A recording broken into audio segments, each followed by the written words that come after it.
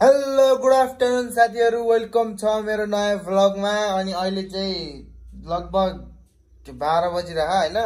अनि लाइन नआएर चाहिँ औडा गरिम भएको हेर्नु न, पंखा चले हैन, लाइन छैन। अनि यस्तो धेरै गरिम भयो हैन।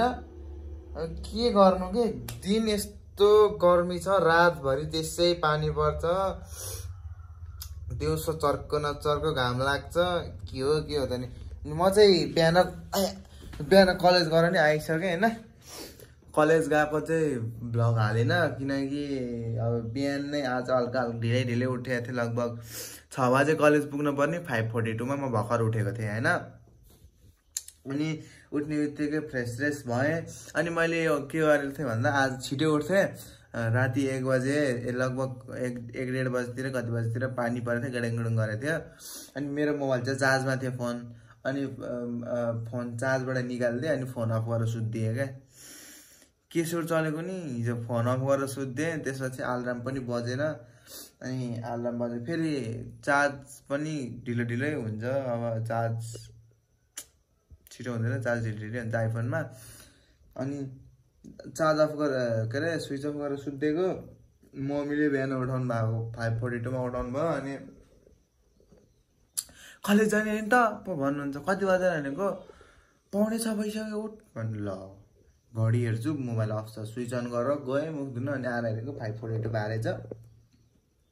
अनि गएँ कलेज रेडी भएर कलेज गएँ। अनि आएँ अघि 10-10:30 बजीतिर कलेजबाट आएँ। अनि खाना खाएँ। अनि काममा जाने भनेको बाबा चाहिँ फेरि खै तल कता हो जानुभयो। म तल गएर आउँछु भन्नुभएको थियो। तल आएर गरे भन्नुभयो। अनि घाम चाहिँ हेर्नु यस्तो चर्को छ घाम। हेर्नु, मैले च्यानल गार्ड खोलेको, खानेकुरा ल्याइदिएँ भनेर होला। के खानेकुरा ल्याइदिएँ होइन, घाम यस्तो चर्को छ। बाहिर शीतलै छ रहेछ, हावा शीतल हावा चलिरहेको रहेछ चल्नलाई। तर अब बाहिर पनि बस्न सकिन्न नि त धेरै, किनकि घाम पनि छ नि त। घाम पनि छ होइन, घामै छ। अनि वेदर चाहिँ तर दामी भएको क्या। वेदर यस्तो वेदर त तर दामी हो होइन। उता चाहिँ फेरि पानी पर्ला जस्तो भयो, अचम्म छ। राति चाहिँ फेरि त्यसै पानी पर्छ क्या। उठा त्यसै उठ्ने बरु दिउँसो पर्नु नि त्यस्तो पानी होइन, राति पर्छ त्यस्तो पानी। अनि यस्तै छ। अब कहिले काममा जान्छु, अनि काममा गएको भिडियो पनि हाल्छु, हेर्नु होला। अब काम गइन्छ अनि त्यहीँ भेटौँला है त। सो यहाँ बल्ल लगभग 1-1.5 घन्टापछि बल्ल लाइन आएछ। म त गर्मीले औडा भएर एकछिन पल्टेको, निदाइसकेको रहेछ। अनि पंखा चलेर चिसो भयो, त्यसो उठेको दामी भयो बल्ल न्यानो। हाम्रो चाहिँ अहिले सर दाइ चाहिँ यहाँ मादल बजाउनु सिकिदिनुहुन्छ ल।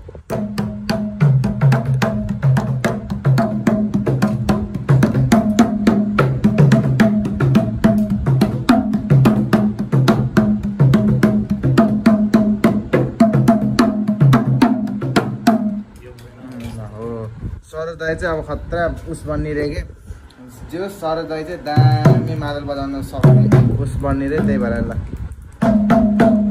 फुल्ली प्र्याक्टिस गर्दै हुनुहुन्छ सर दाइ चाहिँ।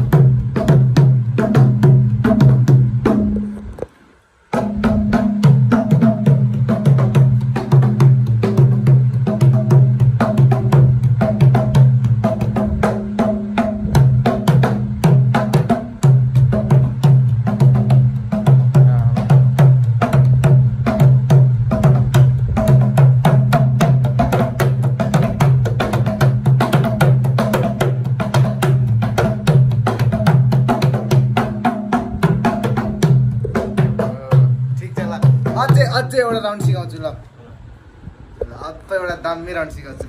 हजुरलाई ठ्याक्कै कस्तो खाले चाहियो ल, त्यस्तै खाले सिकाउँछु।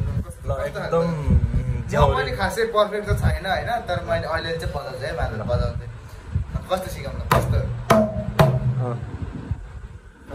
हुन्छ जस्तो हो नि त्यो। झ्याउरे ताल हान्ने? ल झ्याउरे ताल कस्तो हुन्छ खोइ थाहा छैन। झ्याउरे ताल त मलाई नि हजुर म हुन्छ नि, मलाई त्यो तालहरू थाहा छैन होइन, तर म गीत अनुसार चाहिँ बजाइदिन्छु कि ल।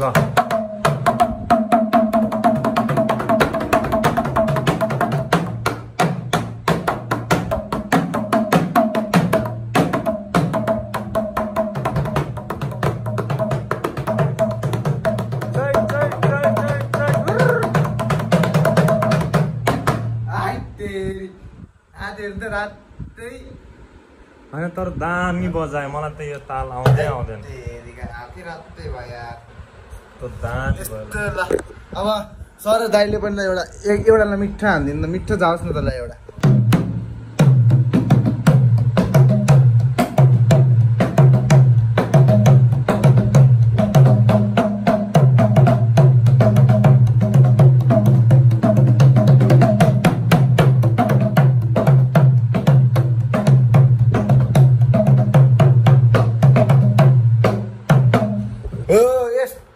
पर्फेक्ट झ्याउरे ताल चाहिँ हो सर दाइले भर्खर जस्तो बजाउनु भयो नि त्यस्तोलाई चाहिँ झ्याउरे ताल भन्छ झोर्रा बजाइदिने तर एउटा झर्रा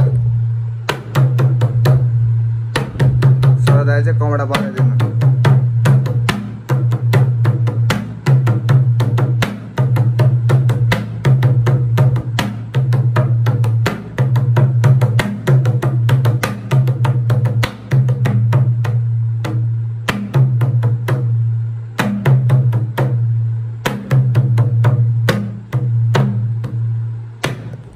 कला चाहिँ सर दाइसँग भाग्यो है केही कुरा कमी छैन ल दामी ल अब चाहिँ हामी बेलुका भेट्नेछौँ है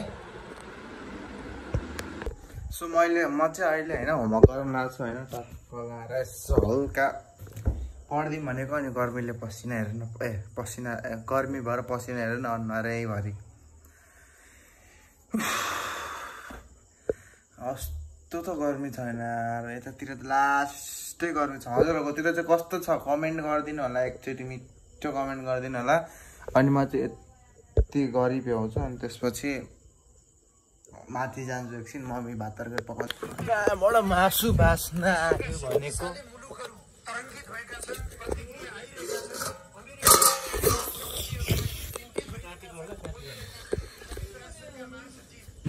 बोलो